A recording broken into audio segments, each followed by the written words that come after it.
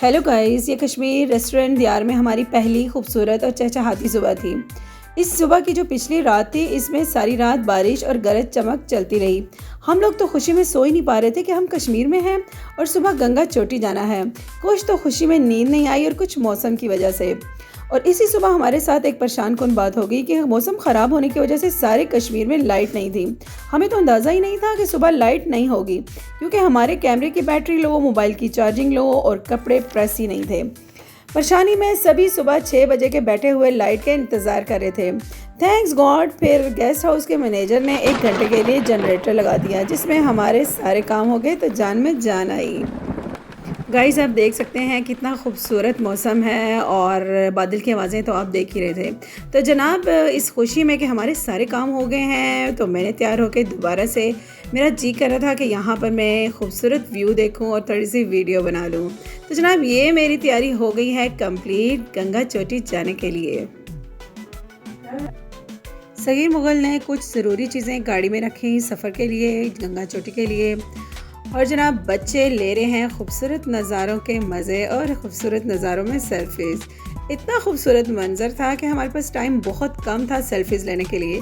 सगीर मुगल बार बार यही बोल रहे थे कि जल्दी करें, हमें जल्दी निकलना है। तो जनाब, जल्दी में मैंने कुछ सेल्फीज़ ले ही ली। यहाँ पर सफ़र की दुआ पढ़ते हुए हम लोग चल निकले गंगा चोटी की तरफ। नज़ारे खूबसूरत से खूबसूरत तरीन होते जा रहे थे। सच है, वो सफ़र बहुत खुशी देता है, जिसमें अपने साथ हों और इनका प्यार दिल में। इससे ज़्यादा अपने खुदा से कोई क्या ही मांगेगा। सब कुछ तो इसी खुशी में है, अल्हम्दुलिल्लाह।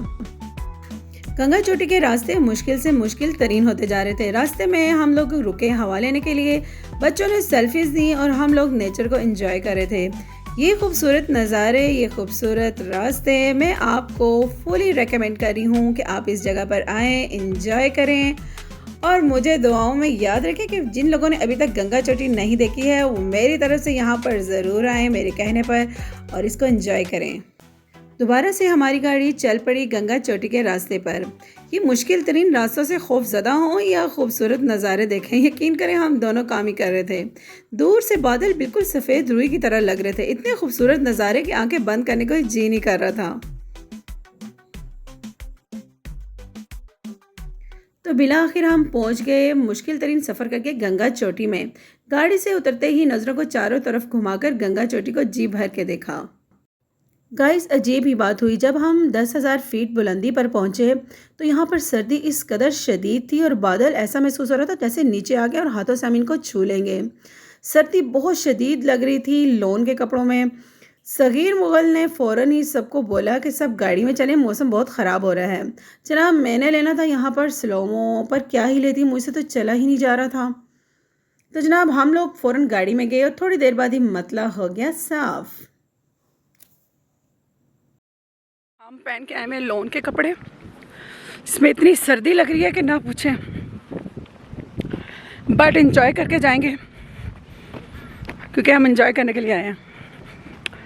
वो देखें,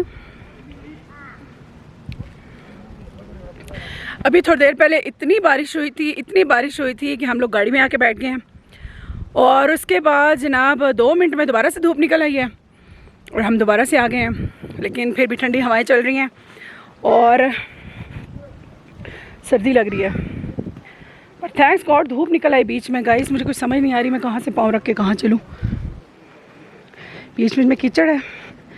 बहरहाल जॉगर हमने पहने हुए हैं, चले ही जाएंगे क्योंकि हम चले तो संग हमारे, संग संग नज़ारे चलें।